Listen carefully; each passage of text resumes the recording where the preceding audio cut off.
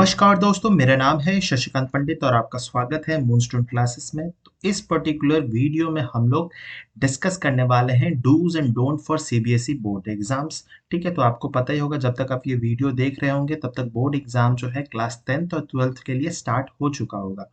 तो एग्जाम से पहले, एग्जाम्स के दौरान एंड एग्जाम्स के बाद में क्या करना चाहिए एंड क्या नहीं करना चाहिए, वही चीज़ हम लोग इस वीडियो में डिटेल में समझेंगे। ठीक है, तो ये वीडियो जो है स्टूडेंट्स के लिए जो भी एग्जाम्स दे रहे हैं या जो भी अपियर होंगे कुछ टाइम बाद या हो चुके हैं उनके लिए भी बहुत बेनिफिशियल रहेगा। एंड साथ ही साथ ये वीडियो उन पेरेंट्स के लिए, उन रिलेटिव्स के लिए, टीचर्स के लिए भी बहुत बेनिफिशियल रहेगा। आप जब तक वीडियो देखेंगे तब तक आपको समझ आ जाएगा क्यों बेनिफिशियल है।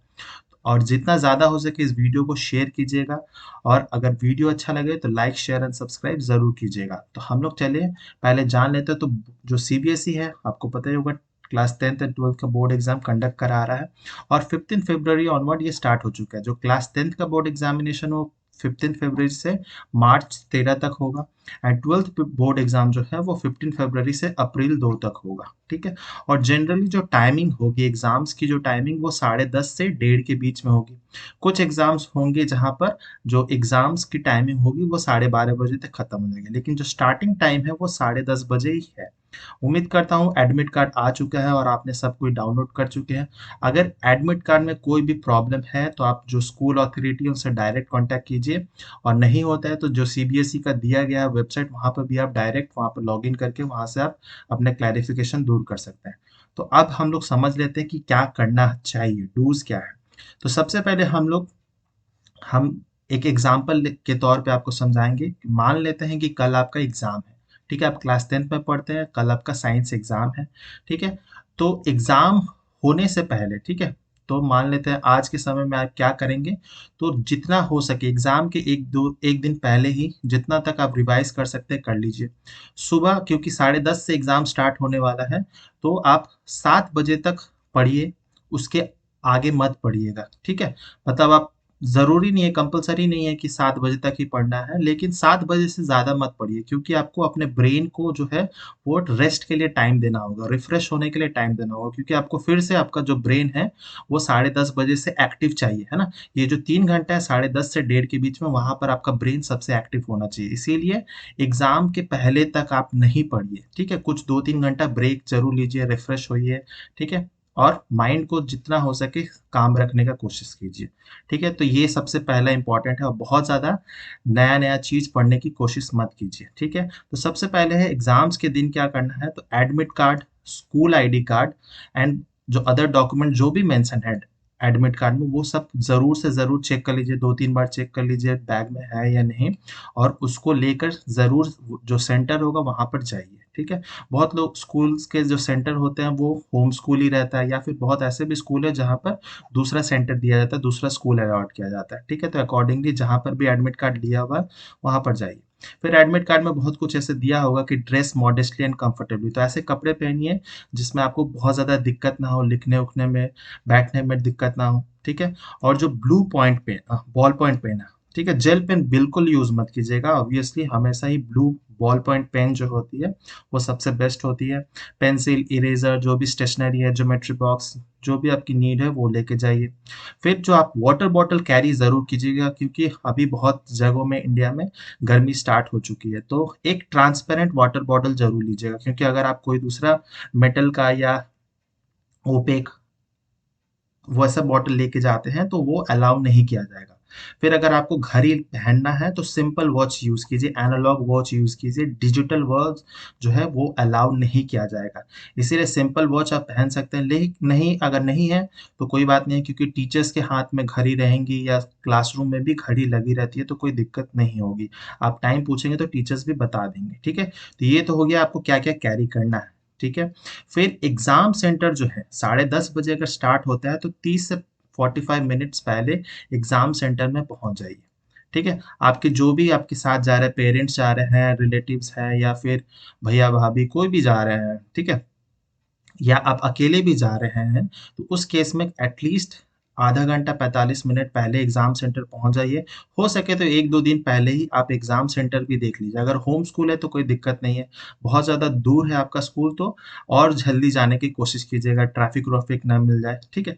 तो एग्ज़ाम सेंटर पे पहले पहुँचना बहुत ज़रूरी है। लास्ट टाइम पे अगर आप जाएँगे तो बहुत सारी दिक्कत हो सकती है आपको, ठीक है? फिर आप एग्ज़ाम सेंटर पहुँच गए, फिर एग्ज़ाम सेंटर के बाहर में ही आपको लिस्ट दिख जाएगी कि क्या आपका सीटिंग अरेंजमेंट क्या है, आप कौन से क्लासरूम में बैठ रहे हैं, कौन से रूम में बैठ रहे हैं, वो सब आपको मिल जाएगा।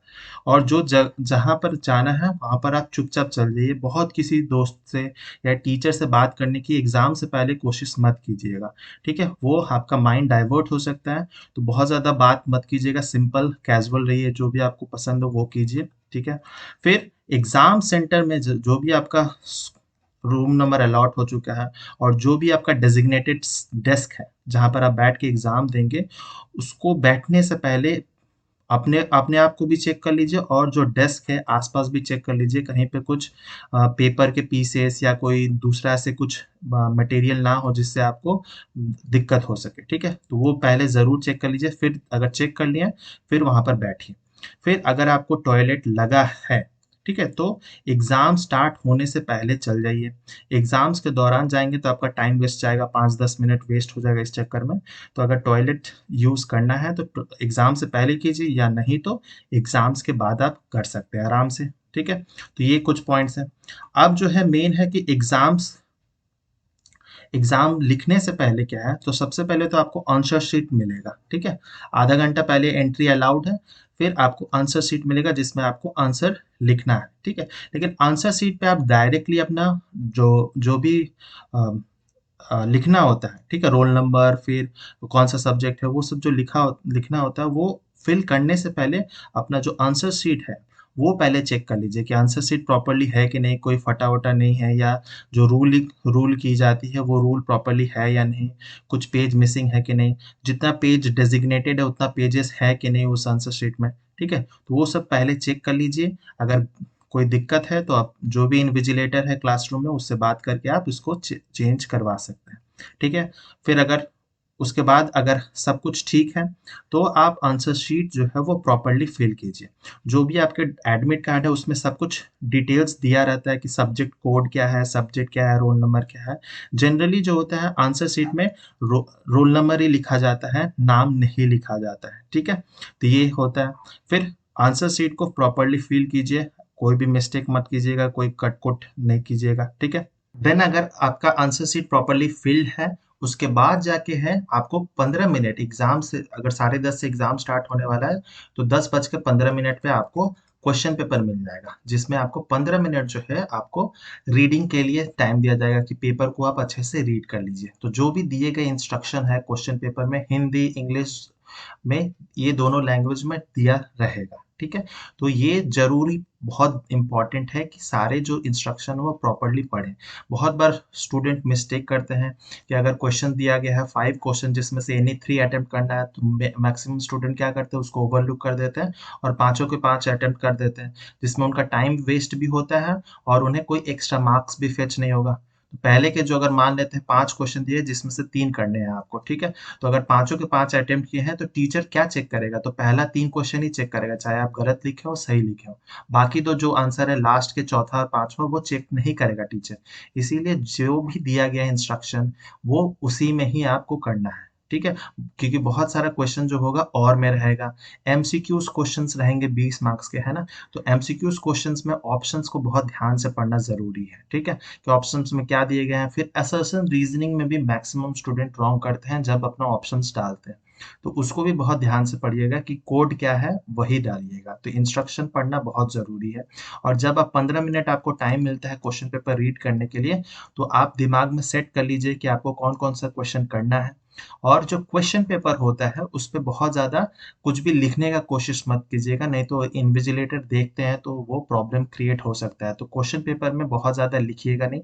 अगर आपका जो-जो क्वेश्चंस होते जा रहा है उसको आप छोटा-सा एक टिक कर सकते हो, उससे ज़्यादा उसमें लिखने का कोशिश मत कीजिएगा या बहुत जगह में टिक करने भी अलाउड नहीं किया जाता है, ठीक है? तो ये हो गया इंस्ट्रक्शन।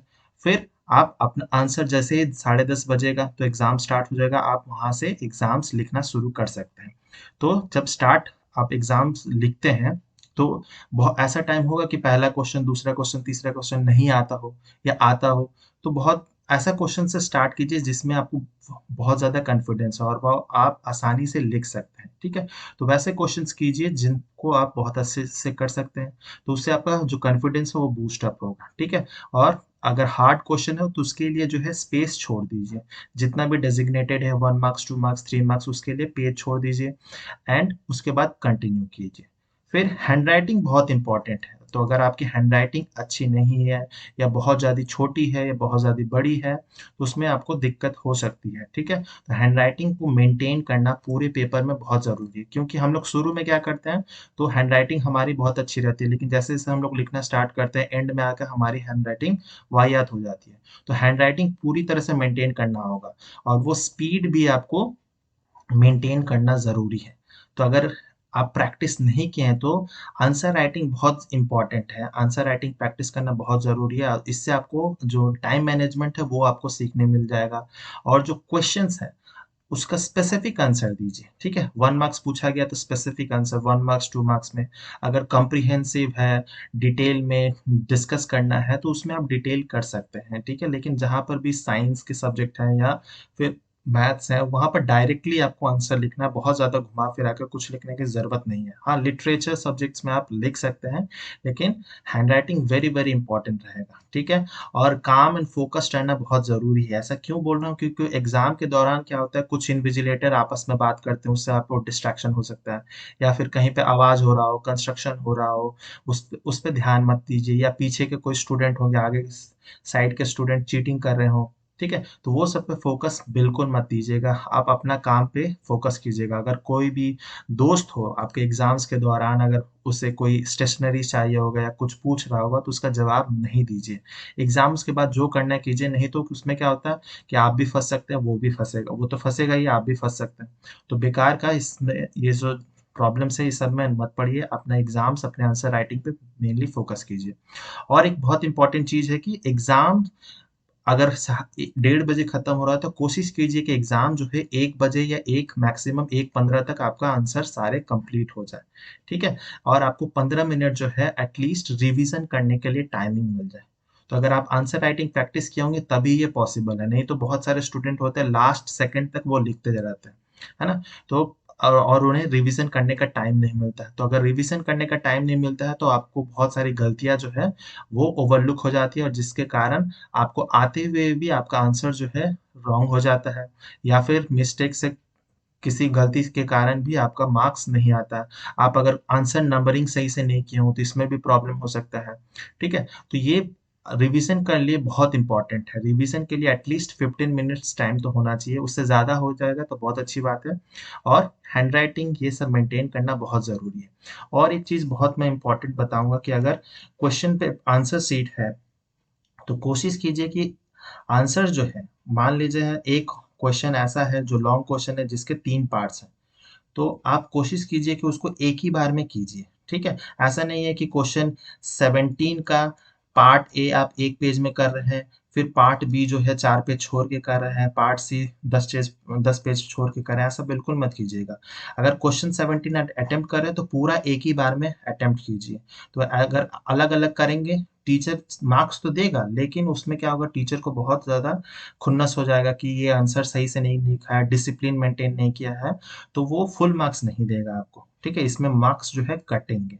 हैंडराइटिंग के लिए भी कटता है, अगर हैंडराइटिंग आपका अच्छा है, तो आपको ईज़िली मार्क्स मिल सकता है। फिर ऐसे क्वेश्चन्स होंगे जहाँ पर 3 मार्क्स के, लॉन्ग मार्क्स के जो क्वेश्चन्स होते हैं, वहाँ पर आपको डायग्राम्स अगर बनाने हो, तो डायग्राम्स पर ज़्यादा एम्फोसिस दीजिए। फ्लो चार्ट जहाँ बना सकते हैं, कार्टून डायग्राम्स बना सकते हैं, क्योंकि जो रिटन मटेरियल्स होते हैं, वो उतना ज़्यादा टीचर्स को अट्रैक्ट नहीं करते हैं। तो अगर आप अपना फ्लो चार्ट से पॉइंट वाइज़, बुलेट वाइज़ में अगर लिखेंगे, जैसे मैंने ये बुलेट वाइज़ में दिया गया है, उससे आपको ज़्यादा मार्क्स फेच होने के चांसेस मिलेंगे। हाँ, लिटरेचर में आप ऐसा नहीं कर सकते हैं, ह्यूमैनिटीज़ के सब्जेक्ट में आप ऐसा नहीं कर सकते, लेकिन बाकी जितने भी सब्जेक्ट्स हैं, साइंस हो, social science, physics, chemistry, class 12 में पढ़ते हो या कोई भी पढ़ते हो, वहाँ पर पॉइंट वाइज़ लिखना आंसर बहुत ज़्यादा ज़रूरी है और बहुत स्पेसिफिक लीजिए, आलतू-फालतू लिखने की कोई ज़रूरत नहीं है। और अब हम लोग समझ लेंगे कि ये तो हो गया डूज़ क्या करने हैं। अब डोंट्स क्या है?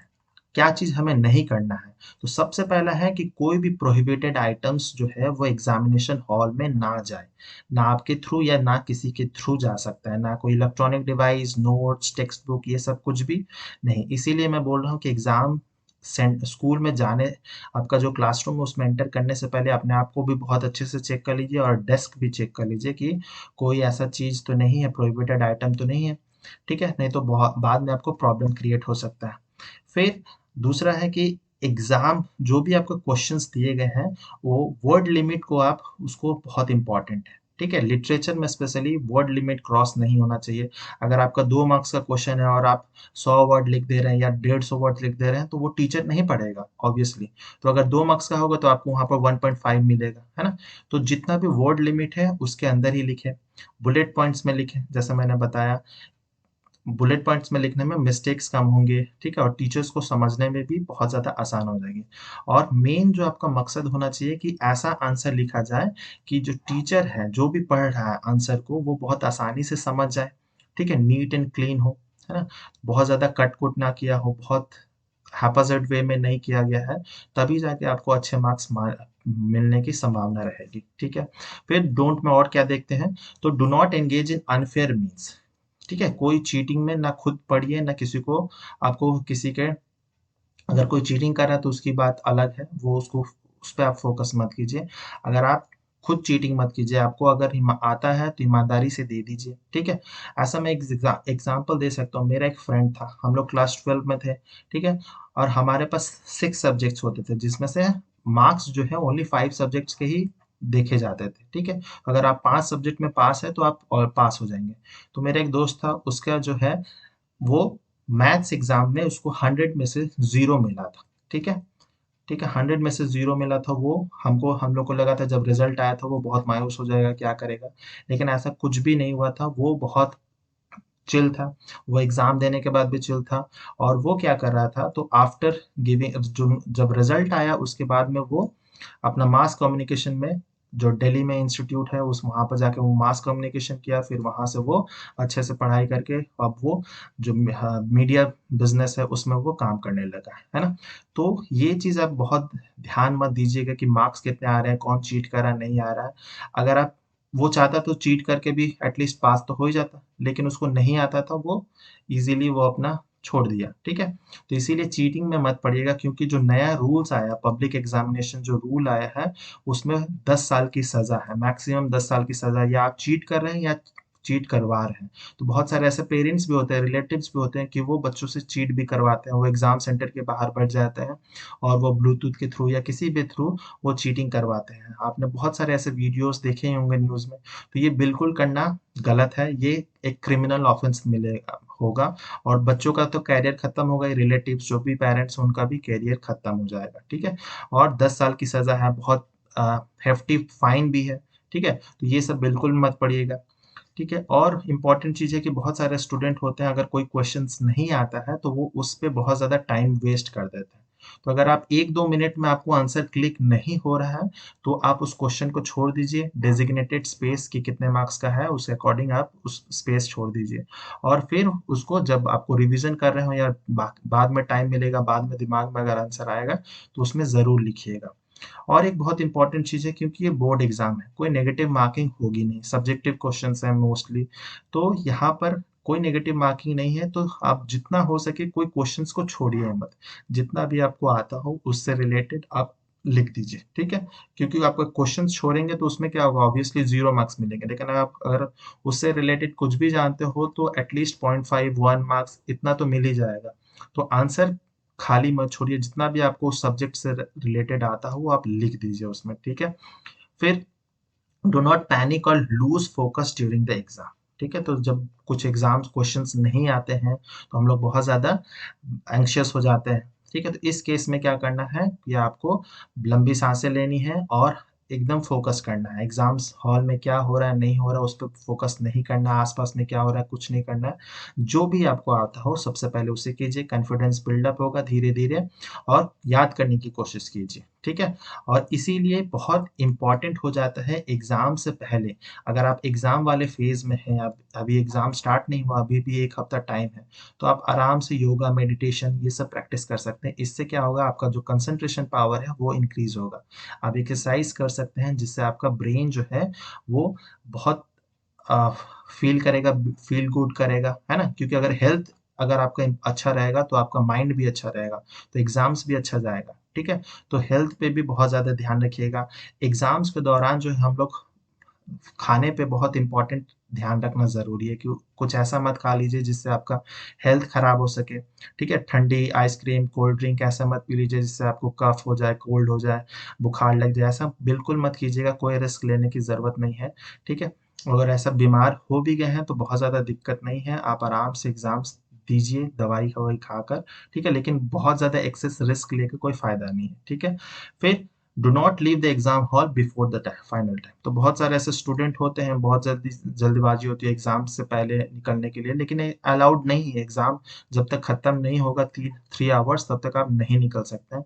तो जितना भी हो सके बैठिए, सोचिए क्या करना है, नहीं करना, आंसर क्या होगा, ठीक है? बहुत ज़्यादा एंग्शियस होने की ज़रूरत नहीं है।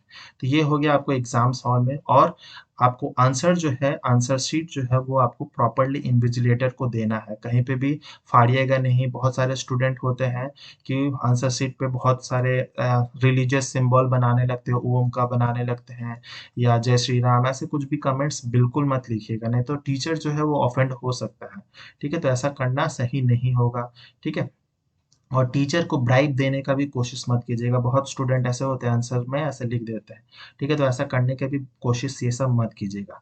और अच्छे से एग्ज़ाम्स को जो है, जो आपका आंसर शीट है वो टीचर्स को सबमिट कर दीजिए। जब बहुत ये इम्पोर्टेंट पॉइंट है, लास्ट पॉइंट जो है कि जब आपका एग्ज़ाम कंप्लीट हो जाए, ठीक है? और सबमिट कर चुके हैं, तो बहुत ज़्यादा पेपर जो है हम लोग क्या करने लगते हैं, डिस्कस करने लगते हैं। ये करने का ज़रूरत ही नहीं है। ना टीचर से कीजिए, ना स्टूडेंट से कीजिए, ना किसी दोस्त किसी से करने की ज़रूरत नहीं है, ठीक है? ऐसा क्या होगा, अगर बाय चांस आपका एग्ज़ाम अच्छा ना गया हो, तो आप मायूस हो जाएँगे कि एग्ज़ाम अच्छा नहीं गया। इसके कारण क्या होगा, जो नेक्स्ट एग्ज़ाम होगा उस पे भी प्रभाव पड़ेगा और आपका एग्ज़ाम वो वाला भी खराब जाएगा, है ना? या फिर ऑनलाइन चेक मत कीजिए कि इसका आंसर क्या है, नहीं है। तो आपने भगवद गीता में पढ़ा ही है कि कर्म कर, फल की चिंता मत कर। तो वही चीज़ करना है कि आपको बस एग्ज़ाम देना है। जब आपका सारा एग्ज़ाम्स हो जाए, फिर आप डिस्कस कर लीजिए, फिर आप चेक कर लीजिए। और इसीलिए इस केस में पेरेंट्स, रिलेटिव, टीचर जो है होते हैं, ट्यूशन टीचर, ये सब भी बहुत इम्पोर्टेंट है इनके लिए कि आप स्टूडेंट से बार-बार फ़ोन करके या उनको बुला करके मत पूछिए कि एग्ज़ाम्स कैसा गया है, या उनको डाँटिए मत कि आप ये गलत कर दिए हैं, ये वे ऐसा कुछ करने की ज़रूरत नहीं है, ठीक है? और आप सीधा अपने घर जाइए, अपने माइंड को रिफ्रेश कीजिए, खाना-पीना मस्त खाइए एंड दूसरे एग्ज़ाम्स के लिए तैयारी कर लीजिए। जब एग्ज़ाम्स कंप्लीट हो जाए तो आप आराम से चिल कर सकते हैं। बहुत ज़्यादा इसमें फ़ोन पे कॉल्स करना है, सोशल मीडिया का यूज़ करना है, ये सब बहुत लिमिट कर दीजिए। ऐसा नहीं वो है कि बिल्कुल ही ख़त्म कर देना है, बिल्कुल नहीं करना है, कीजिए लेकिन लिमिट में कीजिए, ठीक है?